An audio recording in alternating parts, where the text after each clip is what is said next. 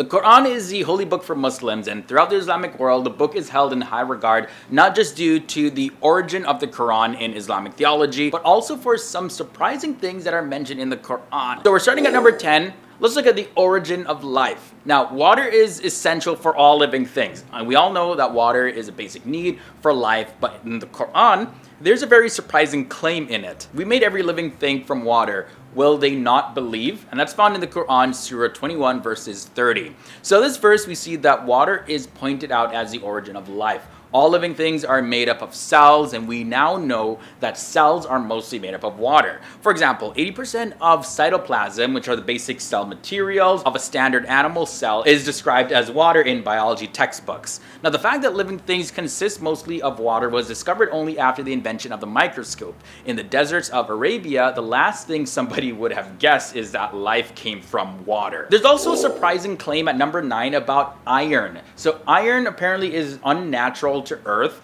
and it did not form on the Earth but actually came down from outer space. This is according to many scientists who believe that billions of years ago the Earth was actually struck by meteorites, and now these meteorites were actually carrying iron from distant stars that had exploded, and they landed into Earth, and then we had iron. Now in the Quran, it has this to say about iron. We sent down iron with its great inherent strength and its many benefits for humankind. And you can find that in the Quran, Surah 57, verses 25. So the Quran uses the word sent down for iron. So this verse points that iron is not an earthly material, but was sent down for the benefit of humankind. Now the fact that iron came down to Earth from outer space is something which could not be known by the science of the 7th century. The giant body crashed into the center of the planet and gave Earth its iron core.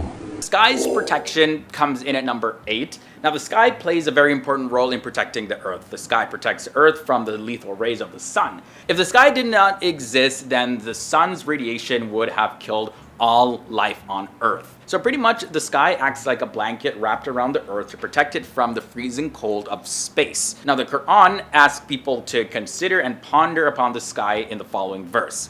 We made the sky a protective ceiling, and yet they are turning away from our signs. And you can find that in the Quran, Surah 21, verse is 32. Now the protective properties of the sky were discovered by scientific research conducted in the 20th century. The sky protects the Earth from the lethal rays of the sun.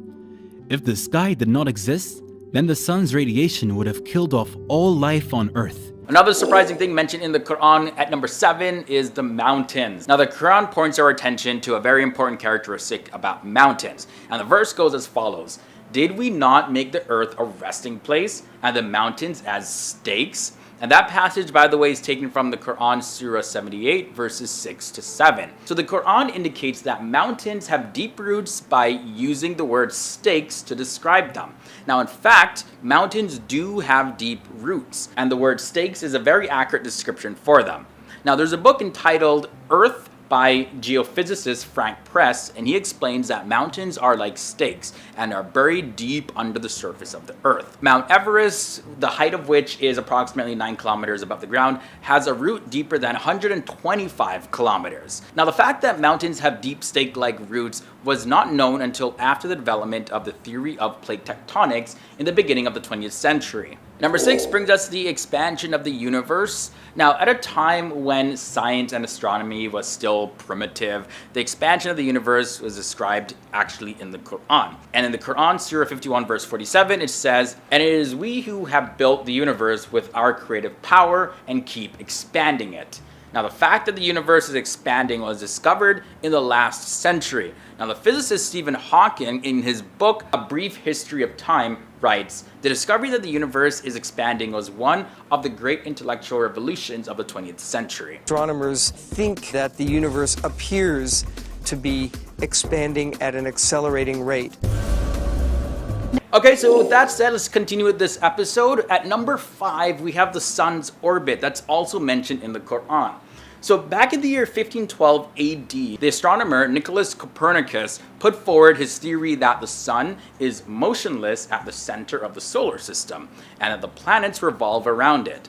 Now, the belief that the sun is stationary was widespread amongst astronomers until the 20th century. It is now a well-established scientific fact that the sun is actually not stationary, but it's moving in an orbit around the center of our Milky Way galaxy. Now, the Quran actually mentions the orbit of the sun, and it goes as follows. It is he who created night and day, the sun and the moon, each floating in its orbit. And you can find that in Surah 21, verses 33. It was Galileo Galilei who in 1612 observed sunspots moving across the sun's disk over time, therefore confirming the sun's rotation. We have at number 4 an interesting mention of embryology. So check this out. This passage goes as follows. We created man from an extract of clay. Then we made him as a drop into a place of settlement, firmly fixed. Then we made the drop into an alaka. And that word, by the way, means leech, suspended thing, and blood clot. And then the passage continues as follows. Then we made the alaka into mudga, which is a chewed substance. And that is found in the Quran, Surah 23, verses 12 to 24. Now, Professor Emeritus Keith L. Moore, he's one of the world's most prominent scientists in the field of anatomy and embryology. He said this: "It's clear to me that these statements must have come to Muhammad from God, because almost all of this knowledge was not discovered until many centuries later." At number 3, we have the seas and oceans. Modern science has discovered that in the places where two different seas meet, there's actually a barrier between them. I found this really fascinating. Now, this barrier divides two seas so that each sea has its own temperature, salinity, as well as its density. And there's a pretty surprising passage in the Quran that goes as follows. He has set free the two seas meeting together. There is a barrier between them. They do not transgress. And that's in Surah 55, verses 19 to 20. Moving on now to number 2. We got 2 surprising things left to talk about. But number 2, we have skin pain receptors. For a long time, it was thought that the sense of feeling and pain was actually dependent on the brain. However, it's been discovered that there are pain receptors present in the skin. Without these pain receptors, a person would not even be able to feel pain anyways. Now, in the Quran, it says, "We shall send those who reject our revelations to the hellfire. When their skins have been burnt away, we shall replace them with new ones that they may continue to feel the pain. God is almighty, all-wise." And that's in Surah 4, verses 56. Now in this episode, we've come to number 1, and we're going to be talking about lying and the frontal lobe. Now, there's actually a book titled Essentials of Anatomy and Physiology, which includes the results of research on the functions of this area, and it states, "The motivation and the foresight to plan and initiate movements occur in the anterior portion of the frontal lobes, the prefrontal area. The part of the brain that is responsible for movement is said to be seized if the man does not stop. Secondly, numerous studies have shown that the same region, the frontal lobe, is responsible for the lying function of the brain." There was, by the way, a very cruel and oppressive tribal leader known as Abu Jahl, who lived during the time of the Prophet Muhammad, and in the verses of the Quran, they read as followed: "No, indeed, if he does not stop, we will seize him by his forehead, his lying, sinful forehead." And you can find that in the Quran 96, verses 15 to 16. So as you can see there, Muslims point out that the Quran does not call this person a liar, but calls his forehead, the frontal part of the brain, lying and sinful, and warns him to stop. Starting at number 10, we have hypoxia, which is a lack of oxygen. Now, at high altitudes, the oxygen concentration in the atmosphere decreases. Now, when the oxygen levels drops, the blood vessels in the lungs constrict. Hypoxic pulmonary vasoconstriction, or HPV, is a physiological phenomenon in which small pulmonary arteries constrict in the presence of alveolar hypoxia, which is low oxygen levels. Now, the blood vessels in the lungs, they constrict when the oxygen levels drop. So this was only known recently. However, Muslims believe that this was actually described in the Quran 1400 years ago before it was discovered by modern scientists. In the Quran, Surah 6, verses 125, it says, "So whoever Allah wants to guide, he expands his chest to contain Islam. And whoever he wants to misguide, he makes his chest tight and constricted as though they were climbing into the sky. Thus does Allah place defilement upon those who do not believe." And at number 9, we have gender. That's found in the Quran as well, how gender is produced. So the father determines the sex of a baby, right? And now the females have the XX chromosomes. And that is that they can only give one X chromosome. But since males have X and Y chromosomes, then men can either give X or Y chromosomes. This means that it is actually the males who determine the sex of a newborn baby by giving either an X or Y chromosomes. Now in the Quran, Surah 53 verses 45 to 46, it says, "And he, Allah, creates pairs, male and female, from sperm emitted." So the Quran states that it is the sperm that determines whether the baby is male or female. But since sperm only comes from the males, this means that it is males who determine the sex of the baby. And it's also very surprising to note that the verse number 46 is the same number of chromosomes that humans have. 23 pairs equal 46 total. Another surprising thing that Muslims highlight from the Quran is the full moon. To have a full moon, the sun, the earth, and the moon have to be aligned. So the full moon occurs at a precise moment in time. So it's the instant when the sun and the moon are aligned on opposite sides of the earth. Now the full moon is only visible from sunset to sunrise because Earth is of course a sphere, so it's impossible for people in the daytime to see the full moon. So they have to wait for the Earth to rotate so that they are facing the full moon. But you see, this was only recently discovered, and in the Quran, Surah 84 verses 16 to 18, it says, "I swear by the twilight and by the night and what covers it, and by the moon as it grows full." At number 7, the surprising thing found in the Quran is miscarriage. So the researchers have known that during times of stress, the brain releases several hormones, including this one called corticotropin.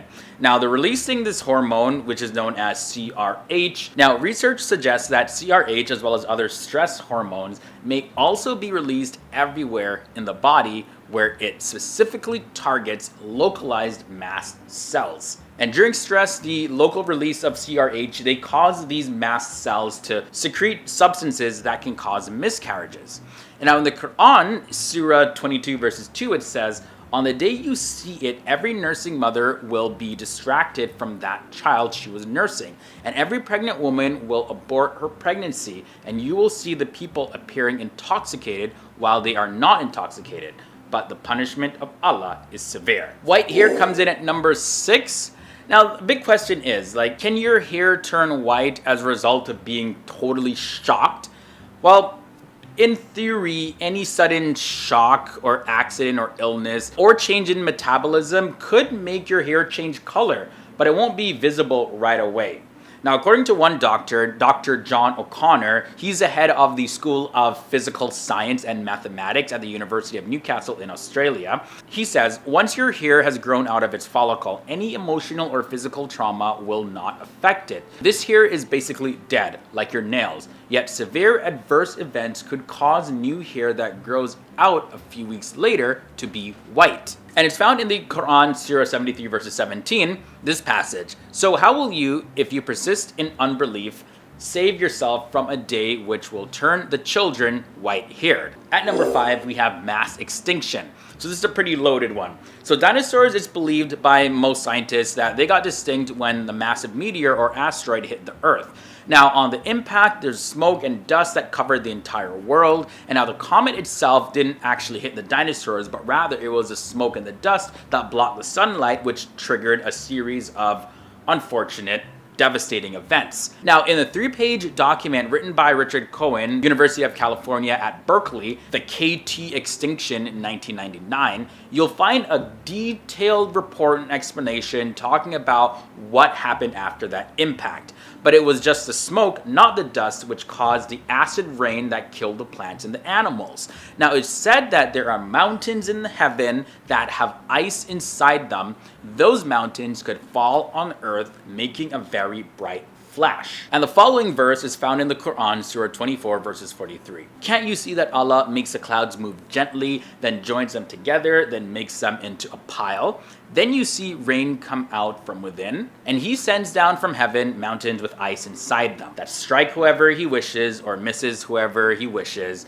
its flash almost blinds you. Now the chapter, the smoke in the Quran, is believed to describe the smoke that resulted. And you can see in the Quran, Surah 44 verses 9 to 10, it says, "So watch out for the day when the sky brings prevailing smoke, enveloping mankind. This is a painful torture." Another surprising thing in the Quran is the spider's web. So it's generally accepted that adult female spiders build the typical webs, while adult males do not build webs. They, however, reserve that for mating purposes. And in the Quran, you'll find this verse in Surah 29 verse 41. "The likeness of those who take to themselves protectors other than Allah is that of the spider. It builds a house, but the most fragile of houses is a spider's house." There's also a surprising mention about pairs in the Quran. Up until about 100 years ago, it was thought that only man and animals were made in pairs. Female animals, male animals. However, the Quran said that everything from which the land produces, humans and what they could not see, were also made in pairs. So today we know that all matter is actually in pairs. Matter and antimatter, electrons, positrons, all of that stuff. Now in the Quran, Surah 36 verses 36, it says, "Glory to him, Allah, who created in pairs all things that the land produces, and their own kind, humans, and other things that they have no knowledge of." The next surprising thing mentioned in the Quran at number 2 is antioxidants. The antioxidants found in pomegranates as well as dates, they help the heart from suffering from heart attacks. Now there is an Israeli study that showed that regular consumption of pomegranate juice and dates actually prevent this. Researchers at the Technion Israel Institute of Technology have found that half a glass of juice a day, along with 3 dates, can bring about a significant reduction of the accumulation of fatty cells in arteries, which can cause heart attacks and strokes. Now, according to a study published in the British scientific journal Food and Function, the scientists tested the effects of fruits on mice as well as on arterial cells that were grown in a laboratory. And they found that when used regularly, the combination of antioxidants contained within pomegranates and dates could actually lower cholesterol in the arteries by 28%. Now, Muslims have brought to light that it's found in the Quran in Surah 55 verses 68. It says, "In them are the fruits, the dates, palms, and pomegranates." And finally, the number one surprising thing in this episode mentioned in the Quran is the eye pupil. So random, but it's there. So lying usually involves some level of tension or anxiety, unless you're a very good liar, right? Because honestly, you might be so worried and concerned to some degree that you're going to be found out to be a liar. So this tension subconsciously triggers a sympathetic nervous system, which will cause certain effects throughout your body. Sympathetic stimulation to the eye will cause contraction of the radially oriented pupillary dilator muscle fibers in the iris and will result in mydriasis, which is dilation of the pupil. Now, an opposite effect is actually achieved when the eye receives parasympathetic stimulation, meaning when you're calmer and you're probably confessing the truth or something. The pupil actually undergoes what's called meiosis or constriction. Now, in the Quran, it said in Surah 40 verse 19, "He knows the betrayal of the eyes." Coming up at number 10, we have anxiety. Now, it says in the Quran that indeed mankind was created anxious. Now, this has a lot of meaning that's put into it, and one of the most important meanings is that according to Muslims, Allah actually created humans for paradise but brought us to earth. And this means that humans are in an environment that is not actually normal for them. Therefore, humans go through a wide range of different emotions in this world. While there are positive emotions that humans feel, there are also emotions like anxiety as well as sadness that we experience. So I thought that was pretty fascinating. But coming up next at number 9, psychology. That's talked about in the Quran as well. Specifically in the Quran, Surah 5 verses 30, it says, "So the nafs or self of the other, latter one, encouraged him and made fair seeming to him the murder of his brother. He murdered him and became one of the losers." Now, the Quran describes what's called the nafs or the selves as operating out of one of 3 states. There's the nafs al-amara, which is the commanding self. Then there's the nafs al-alawama, which is the accusatory self. And then thirdly, there's the nafs al-mutmena. That is the peaceful self. Now, the Quran explains how these states actually command our psyche and tells us what to do. they control us, they dominate us, and now when our emotional needs are being poorly met, the nafs al-amara begins to control our feelings. But on top of that, the thoughts and the behaviors are also controlled by this as well. And the Quran provides guidance to learn and practice relaxation exercises to weaken the influence of the nafs or selves. So there we see in the Quran, there's psychology mentioned there. Hope is another surprising thing that is mentioned in the Quran, and the Quran recognizes various types of hope. Specifically it says, and they, the people of the book, said, none will enter paradise unless he be a Jew or a Christian. Those are their false hopes. And that's in the Quran, Surah 2, verses 111. Now, there's a term called omniyatun, and those are hopes that lack practical basis in reality and have very little chance of actually becoming real. Sort of like wishful thinking. Then there's wad, and that's a hope of attaining something which is motivated by the love of a certain thing or a person. Now, it can have a positive connotation or a negative connotation based on the circumstances and the context. Like, for example, in the Quran, Surah 15, verses 2, it says, perhaps those who disbelieve will wish that they had been Muslim. So that's speaking of a type of hope in a negative connotation. So I also thought that this was pretty fascinating because, obviously hope is linked to religion, but hope being broken down into multiple types of hopes, I didn't expect to see that in the Quran, so that's what I included in this episode. Now, coming at number 7, we have affection and mercy, also stuff that are related to religion in general. But check this out. The Quran says this, and of his signs is that he created for you from yourselves mates, that you may find tranquility in them. And he placed between you affection and mercy. Indeed, in that are signs for a people who give thought. And that's in the Quran, Surah 30, verses 21. So in this verse, we see God regards the creation of spouses as a sign. And in order to find peace and harmony between two of them, the verses say God himself placed affection and mercy between them so that they can live a life of tranquility. Now, the relationship between the spouses is based on affection and mercy. Another surprising thing mentioned in the Quran is sex. So sex has been openly recommended in the Quran. As a matter of fact, Surah 2 verses 222 says this, when they, which is referring to the wives, have cleansed themselves after menstruation, you go into them as Allah has commanded. Now, one thing to point out though is that the phrase commanded, it actually doesn't refer to a legislative command or anything like that. And what I mean by that, it's like it doesn't mean that as soon as somebody's wife becomes clean when she's off her period, that you need to immediately go and lay with her. No. But rather, it's referring to the sexual urges inside of human nature. Quran says God put those there, and you gotta use the urges as intended. So yeah, I'll just end that point there in an effort to just make this video as appropriate as possible. Definitely don't want to offend anyone or have this video get flagged on YouTube. Continuing at number 5, we have parents. As for the children, who are the fruits of their parents' love, inside of Islam, it lays down a comprehensive moral structure that enjoins parental responsibility and the child's duty to their parents. The Quran specifically says, and treat your parents with kindness if one or both of them attain old age in your care. Never say to them a word suggesting disgust, nor reproach them, but address them with reverent speech. And humble yourself out of mercy before them and pray, my Lord, be merciful to them for having cared for me in my childhood. And you can find that in Surah 17, verses 23 onward. Also, do you know that equality is mentioned in the Quran? So yeah, one of the most misunderstood areas in Islam actually is the position of women in the religion. Now, the general perception in the West is that Muslim women are actually subjugated and almost seen as property to men.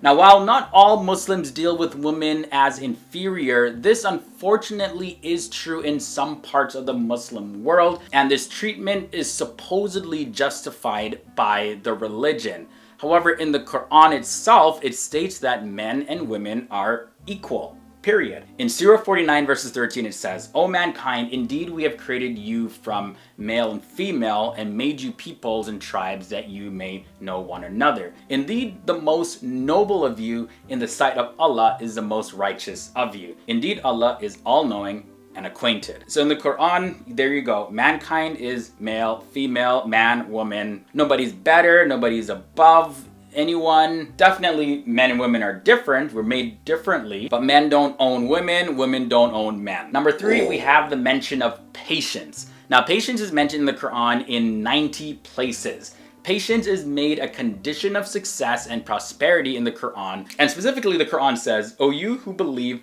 persevere and endure and remain stationed and fear Allah that you may be successful." And that's found in the Quran, Surah 3, verses 200. So yeah, it's definitely true. In every area of your life that you are successful in, there is a state of patience that you need to go through first. Number 2 is actually the mention of humanity. So check this, the Quran places a lot of emphasis on the oneness of human beings and introduces the idea of common human origin and ancestry at 4 different places. And it says that humans actually have their origin in a single cell or soul. Now, to quote from the Quran, it says, "O mankind, reverence your guardian Lord who created you from a single soul, created of like nature, the mate, and from them twain scattered like seeds, countless men and women.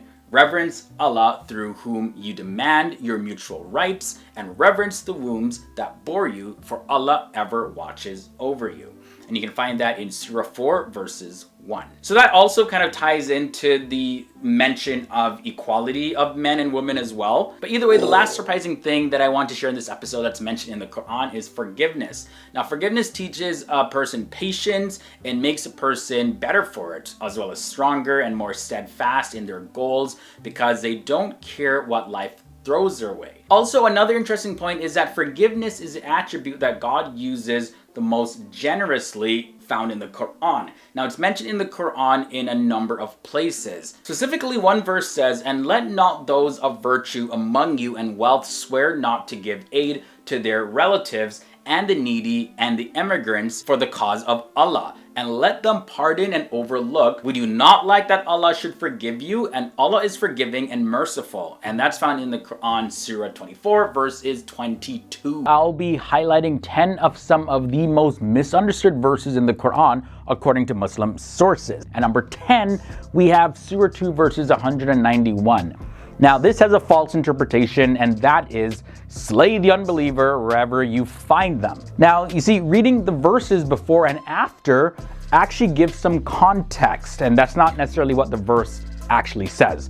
Either way, when we look at Surah 2, verses 190, it says, "Fight in the way of Allah those who fight you, but do not transgress. Indeed, Allah does not like transgressors." And then moving on to Surah 2, verses 191, it actually says, "And kill them wherever you overtake them, and expel them from wherever they have expelled you. And fitna is worse than killing. And do not fight them at al-Masjid al-Haram until they fight you there. But if they fight you, then kill them. Such is the recompense of the disbelievers." And then moving on to Surah 2, verses 192, the next verse, it says, "And if they cease, then indeed Allah is forgiving and merciful." So those scriptures there just really give some context of the actual text. Now, moving on to number 9, Surah 3, verses 28. Here's the false interpretation of this one. "Muslims must not take infidels as friends." And by the way, infidels are unbelievers. Now, the Quran doesn't forbid Muslims from becoming friends with non-Muslims, but during wartime, it says that they should not join with the enemy. When we look in the Quran, we find this: "Let not believers take disbelievers as allies rather than believers. And whoever of you does that has nothing with Allah except when taking precaution against them in prudence. And Allah warns you of himself, and to Allah is the final destination." And that's the full verse of Surah 3, verses 28. Next up, let's look at Surah 3, verses 85. Here is the false interpretation for this one. "Any religion other than Islam is not acceptable. Therefore, Islam is not tolerant of any other religious group." Here's the thing, all religions usually say that their religion is the most correct or the most beneficial, so there's not necessarily anything wrong in and of itself with Islam making that same claim. However, in the Quran, you will find certain verses that actually esteem prophets in Judaism and in Christianity. So this does point to one aspect that Islam is tolerant in. Now, the Quran says this: "Say, we have believed in Allah and in what was revealed to us and what was revealed to Abraham, Ishmael, Isaac, Jacob, and the descendants, and in what was given to Moses and Jesus and to the prophets from their Lord. We make no distinction between any of them, and we are Muslims submitting to him." That is Surah 3 verses 84. The Quran also says this in Surah 2 verses 256, "There shall be no compulsion in acceptance of the religion." The next misunderstood verse is Surah 8 verse 12. It goes as follows: "Remember thy Lord inspired the angels with the message. I am with you, give firmness to the believers. I will instill terror into the hearts of the unbelievers. Smite ye above their necks and smite all their fingertips off." And now for context, this was a verse that was revealed around the time of the Battle of Badr. The pagans of Mecca, they traveled more than 200 miles to Medina with an army of over 1,000 men to kill Muslims who numbered around 300. By this verse, though, Muslims are ordered to fight to defend themselves. Another verse in the same chapter, Surah 86 verses 61, says this: "But if the enemy incline towards peace, you also incline towards peace, and trust in God, for he is one that hears and knows all things." And that is a proper context of that verse. The next misunderstood verse we're going to look at is Surah 9 verses 123, and this is how it goes: "O you who believe, fight those of the unbelievers who are near, and let them find in you hardness, and know that Allah is with those who guard against evil." Now, this verse, according to Muslim sources, is speaking about the hypocrites who were among the Muslims in the time of the Prophet. The unbelievers who are near you were in actuality non-Muslims posing as Muslims who sought to corrupt the believing Muslims from within, destroying them from the inside out. Now, this instruction was to fight them, and fight in this context is to resist the skepticism of these hypocrites. The next two verses actually point out that this is actually about hypocrites. And whenever a new chapter is revealed, some of the hypocrites ask the believers in jest whose faith has increased because of this. As for those who believe, it will certainly increase their faith, and they are joyful over that. And that was taken from Surah 9 verses 124. Now, halfway in at number 5, we have Surah 48 verses 29. And it goes as follows: "Muhammad is the messenger of Allah, and those who are with him are severe against disbelievers, and merciful among themselves." Now, the disbelievers in this verse refers to those who persecuted and attacked the Muslims. This is not a verse directing Muslims to just go out and mistreat other non-Muslims. Moving on to number 4, here we look at Surah 98 verses 6. Now, this is the false interpretation. Anyone who doesn't call themselves Muslim is going to hell. But you see, the actual verse goes like this: "Verily, those who disbelieve from among the people of the scripture and al-mushrikun will abide in the fire of hell. They are the worst of creatures." Now, according to Islam, Muslims, they're not allowed to say that any one person is going to go to hell just because they call themselves a Christian, a Jew, or they have a different religious label or no religious label. Each person's destination when it comes to the hereafter is only known by God. Now, moving on to number 3, here we have Surah 5 verses 101 to 102. Now, here is the false interpretation of this one: "Do not question Islam." Well, the full verse reads like this: "O ye who believed, ask not questions about things which, if made plain to you, may cause you trouble.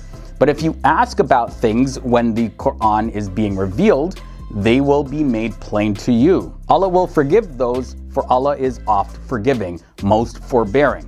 Some people before you did ask such questions, and on that account lost their faith." Now, this is in reference to those people who ask useless questions about when a revelation is revealed from the Quran. And here's the thing: if all their questions were answered, well, it would have made the duties of their faith and practicing their religion a lot more specific, and therefore making it a lot more difficult to perform. Moving on to number 2, here we have Surah 8 verses 65, and this is a false interpretation. The unbelievers are stupid. Urge the Muslims to fight them. Now the correct reading of that verse is this: O Prophet, urge the believers to battle. If there are among you 20 who are steadfast, they will overcome 200. And if there are among you 100 who are steadfast, they will overcome 1,000 of those who have disbelieved, because they are people who do not understand. Now, Islam teaches that this verse was revealed to motivate the Muslim army, which was less in number than the opposition in the Battle of Badr. Now, we end this episode off with the most misunderstood verse of the Quran in this episode, and that is Surah 22 verses 19. Here is the false interpretation first.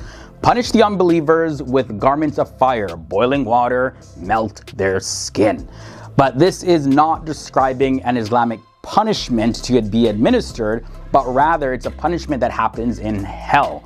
Here is the more correct translation of the verse, along with verses that say that this is the punishment in hell. When we look at Surah 22 verses 19, it says, these are two adversaries who have disputed over their Lord. But those who disbelieve will have cut out for them garments of fire. Poured upon their heads will be scalding water.